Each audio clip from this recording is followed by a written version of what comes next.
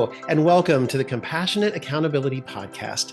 I'm Nate Regier, and this is where we explore what it really means to lead with both compassion and accountability without separating the two, through the real journeys of leaders who have lived it.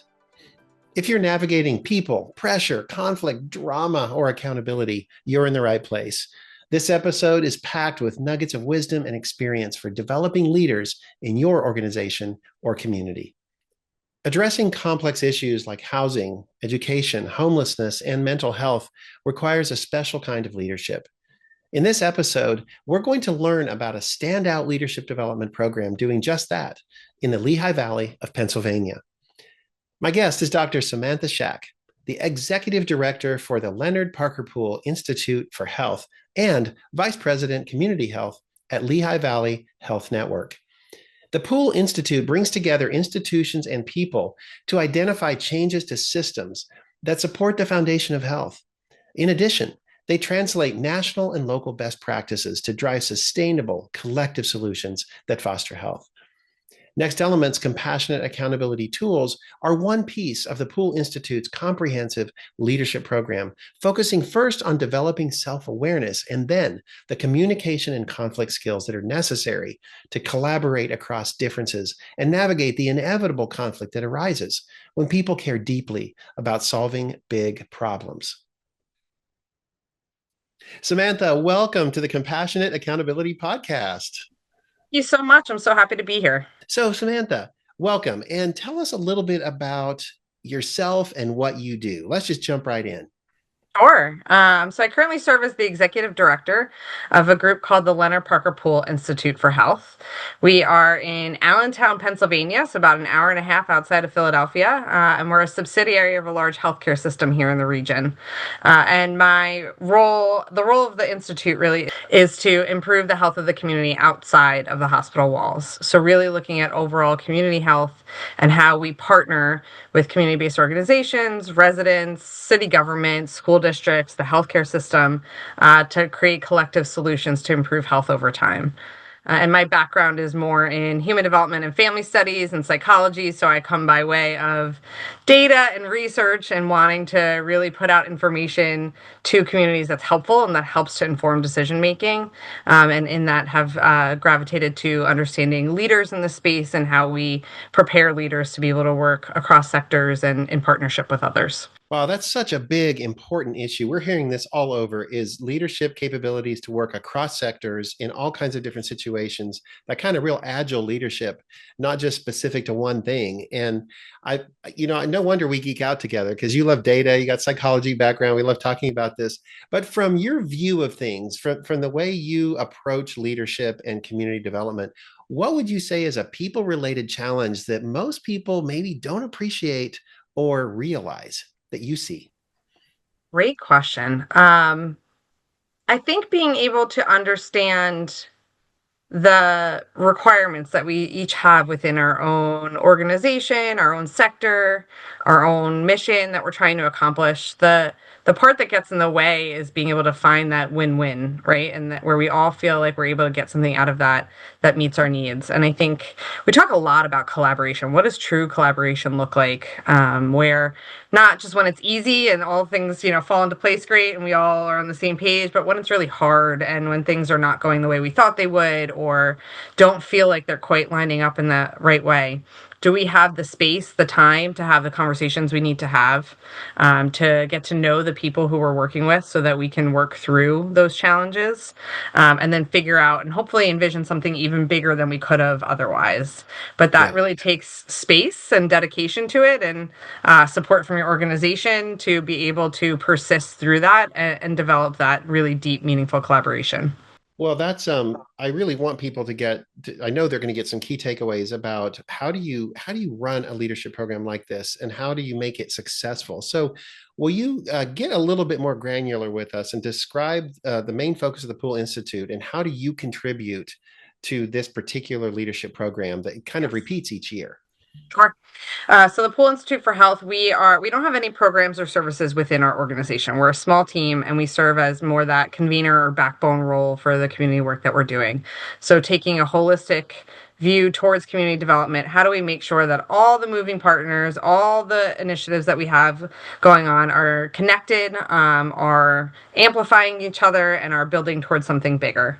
And a part of that, so that's our really deep work within the neighborhood, but the complement to that is our broader capacity building. This doesn't happen overnight. We know we need to nurture the ground that we're working within and that we need to really invest in our leadership. And so one of the cornerstones we have is what we call the Pool Fellowship for Health. And that is a 9-month training program for nonprofit government leaders locally within the Lehigh Valley, which is where Allentown's located. And it is around what are the skills needed for a cross-sector partnership? How do you do this work? And how do we create layers of leadership locally to be able to support that kind of work, thinking differently about really complex social issues right in our own backyard. And so that has become the pillar, I think, of our one of the ways that we invest in that capacity that we have in the Lehigh Valley to do this Yeah. cross-sector work. Oh, that's great. So, what are some of the key problems that you're trying to solve in this program, and how does the program help the leaders do that? Yeah, so it's all about complex social issues, things like poverty and homelessness and addiction issues and housing and education. They are all things that don't have simple solutions. And we've learned this from the collective impact model and other models along the way, that it's not just one program, one organization, one sector even that can solve that. And if we really want to have an impact on that, we need to start to work differently. And so that was sort of the problem that the whole fellowship was built upon. But it was also around training and how do we support the dissemination of that information. My colleague and friend Ron Dendis, who was the originator behind this program, had gone off to a training, came back so excited to share all that he had learned and to implement it in the Lehigh Valley, and looked around and was like, no one else knows what I'm talking about, right? No one else has had that shared experience with me to understand these tools and this perspective that I'm now bringing to the table. And he started to think about, well, what would it mean for us to do this locally? How do we bring best practice and expert leaders here into the Valley and be able to support our local leadership year after year and develop that locally more than having to send people off somewhere else to get trained. And that was really the impetus that brought about the fellowship and what we started with about 11 years ago now. Wow. Wow. So, what are some of the challenges you face trying to do this? Locally grown leadership that's like Yeah. world class, right? Instead of having to Yes. bring it in from outside. Yes. One of our colleagues that we've learned from along the way always used to say, people are going to people, right? And so it's the people piece that's Yeah. always the challenge is people move, people change, it is not consistent. So it is a moving target. Even when you're growing local capacity, it does mean that people are coming and going out of that. And it's a lot of moving pieces, making sure that we can bring faculty in from across the country and that they can come and spend time here in the Lehigh Valley, that all those individual training modules are connected to one another. And then as our group has gotten bigger, how are we making sure people are not only connecting with their own cohort, but everyone else in the network? How do we nurture the whole network over time and make sure that it stays alive and that people are still, able to come back and connect with one another and either reconnect or connect in new and different ways than they had before? That continuity is so important. Building that growing Yes. community over time, I bet. Yes. Yeah.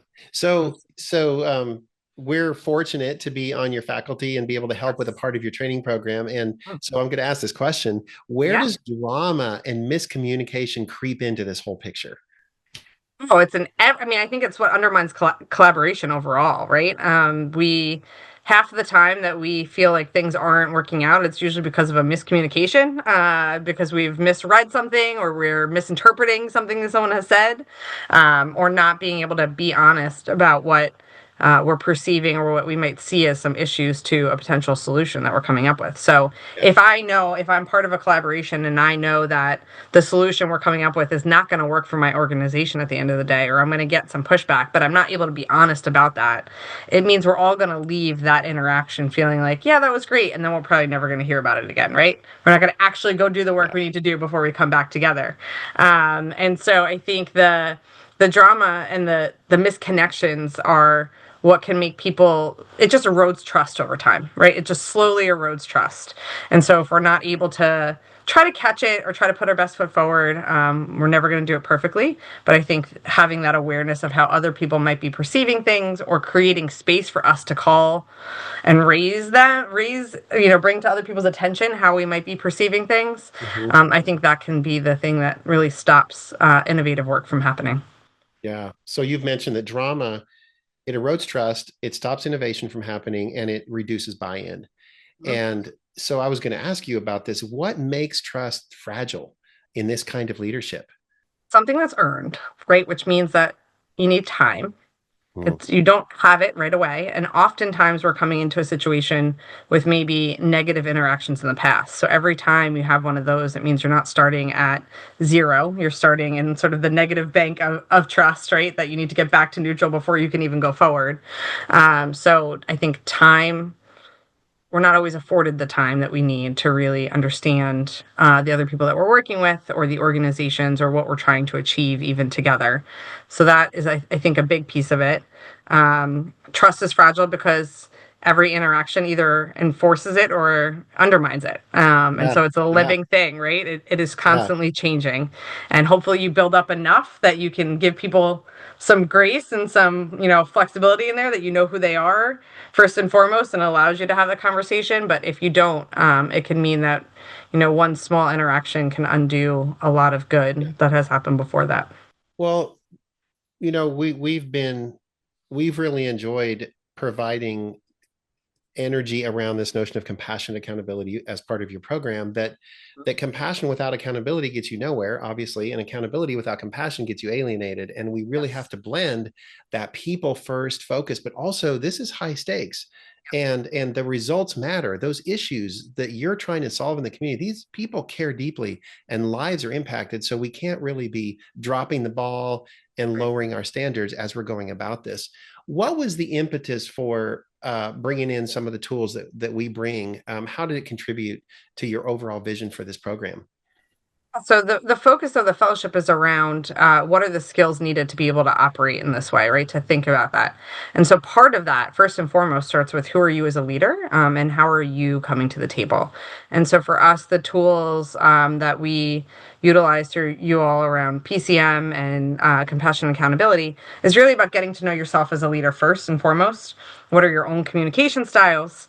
And then how do you interpret other people's communication styles and use that as an actual tool. So it's not just that those things exist, but then we can also tap into that, right? And to think about what are you by default? How are you likely to communicate with someone?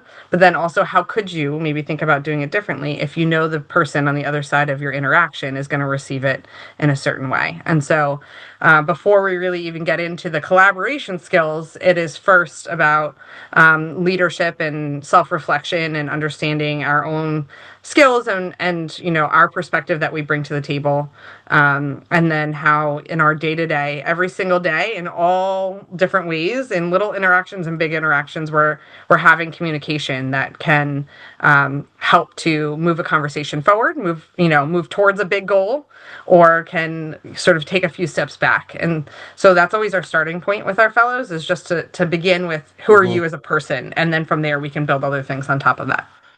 Well, you bring up something that I wish more people were talking about. I don't think we're talking enough about, and that is the difference between styles and skills. And knowing my style, knowing my preferences, knowing these things is a great first step, but that needs to be translated into actual communication behaviors and strategies and habits. And I think we don't often take that next step. And that's one of the things I admire about your program is this is really about putting these tools to work in the trenches. Absolutely. We're not often afforded that in our workspaces, right? And or it's the thing that just gets lost in the mix. Yeah. It takes a lot of energy to think about it all the time, and so to make sure that you have enough practice that it becomes more of those habits, as you were saying, right? That then becomes our default, that we can tap into that easily. Yeah. We want to make sure that we are preparing our leaders with that.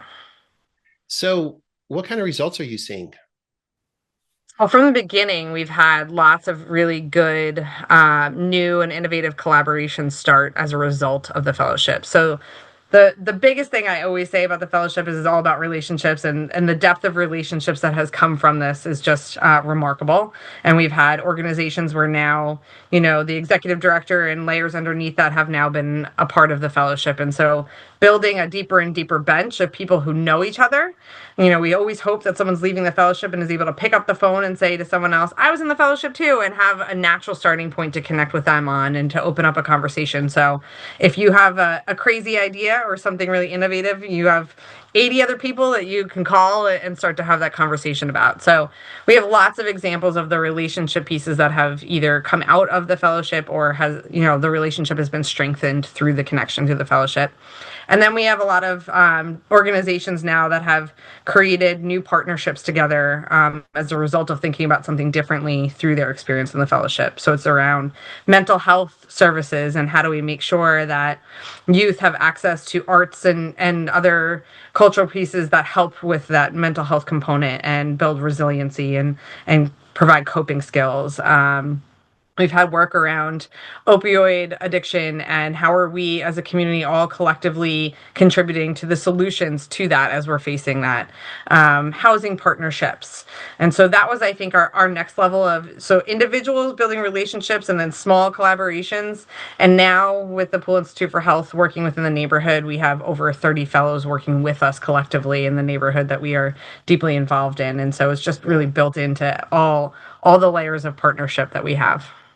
Well, I can imagine, like with high potentials in any organization, these people have great ideas. They have a lot of passion. They have a lot of vision. They want to make a difference in their community. What you're doing is equipping them with communication, conflict, and strategic skills to be able to go out there, and collaboration skills to go out there and turn all those ideas into actual results in partnerships with others in the community. And that's got to be really rewarding to see. Absolutely. And to think about how their organization and their mission fits into a larger mission too.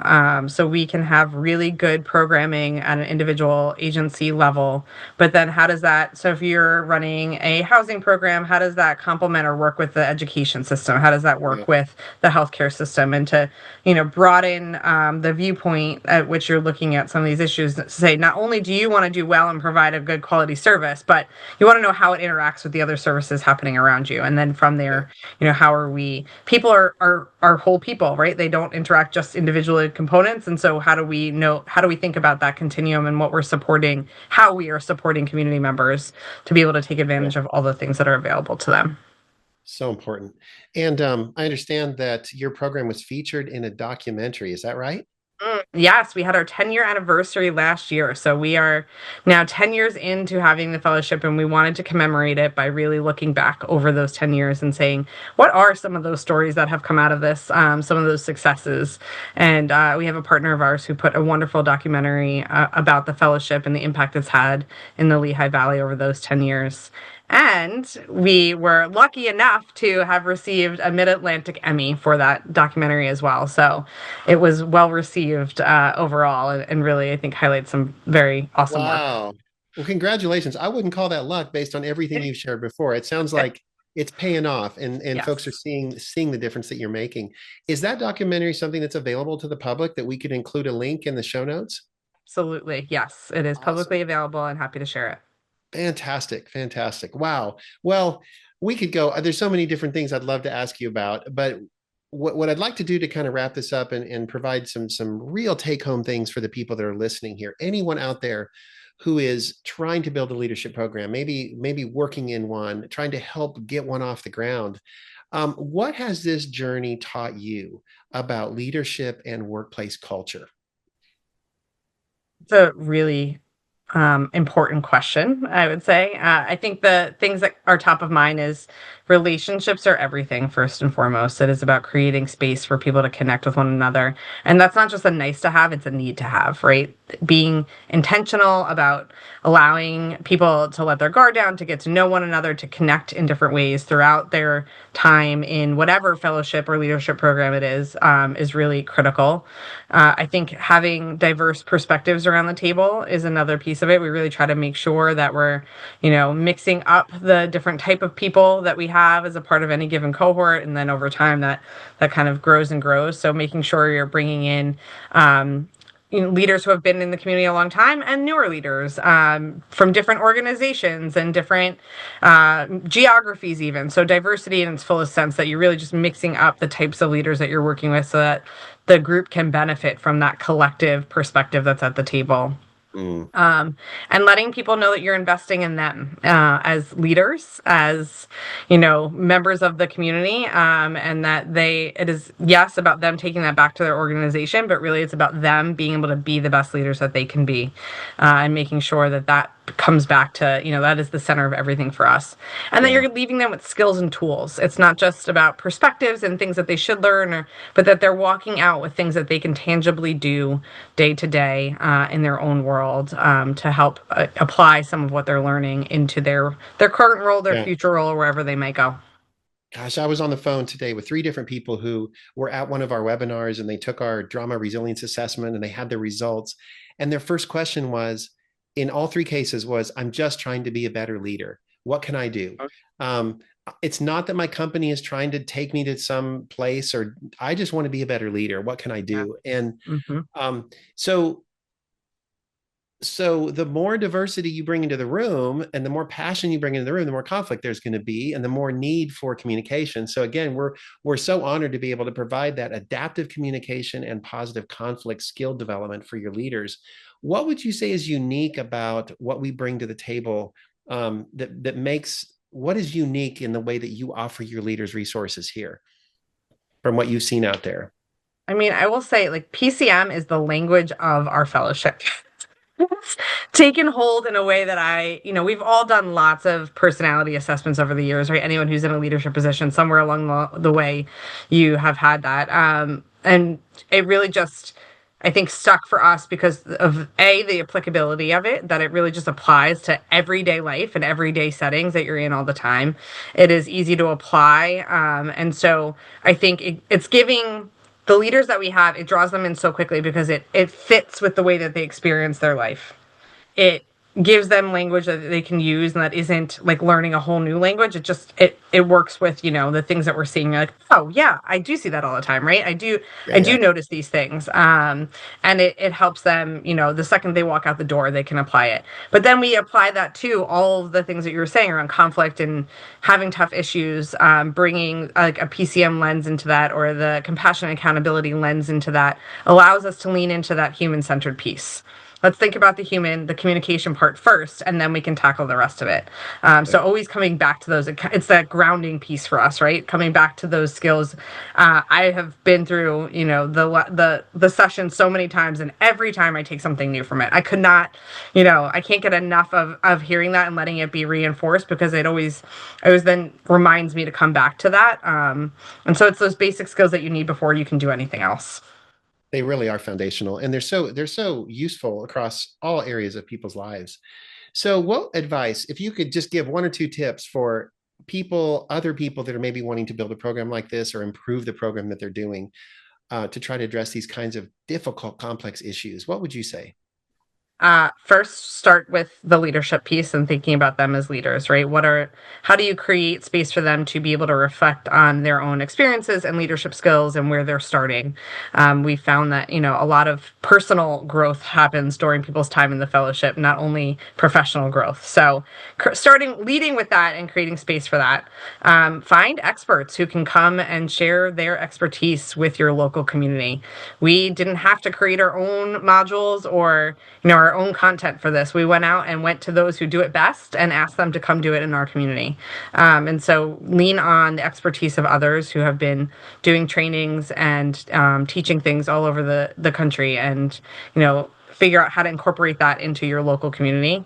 And then really think about the long game. This isn't a 1 year and done type of thing, but how can you over time increase the level of investment in a community and layer that on, whether that's a region, a county, a city, a neighborhood. It doesn't really matter. But if you think of that collective area that you're trying to, an organization even, and you're getting to Mhm. multiple layers of leadership, how do you sort of build the capacity over time by continuing to provide that and bring along more and more people? That's fantastic. Wow. There's so many gold, just great nuggets in this conversation so far. And so we're gonna wrap up with what I call the rapid fire. This is like I, this is like lightning round. Are you ready? all right. I know you like this. So I'm going to ask you four questions, quick, very quick. First thing that comes to your mind. Here we Yeah. go. What is one truth about conflict? Inevitable. Okay. What is one thing leaders forget about communication? The perspective is not the only perspective, right? Our interpretation of that is not the only interpretation. Ooh, love it. What is the most common aha you get from the people that come through your program?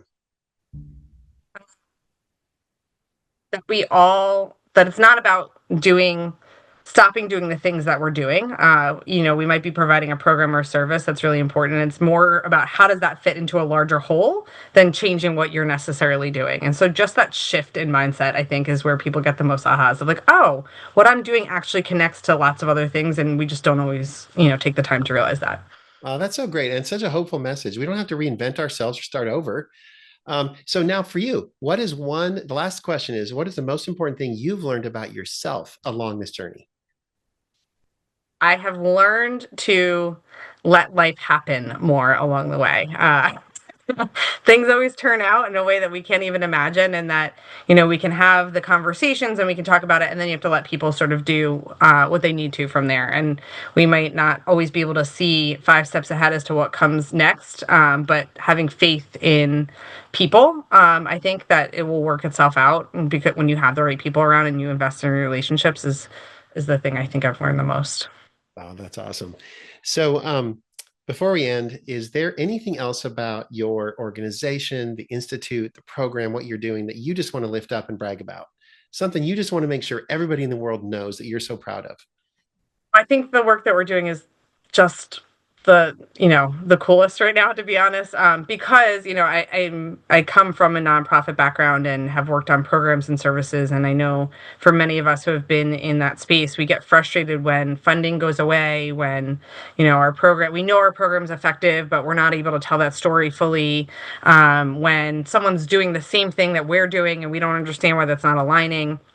And so the thing that I am seeing as we do this really holistic neighborhood development work and thinking about that as a way towards health improvement is just creating space for everyone to contribute and allowing them to do their part in a bigger whole. And from there, the things that are coming from that are just unbelievable to watch. The connections across people, the new ideas that are coming forward, the people who are getting involved in new ways that we never could have expected.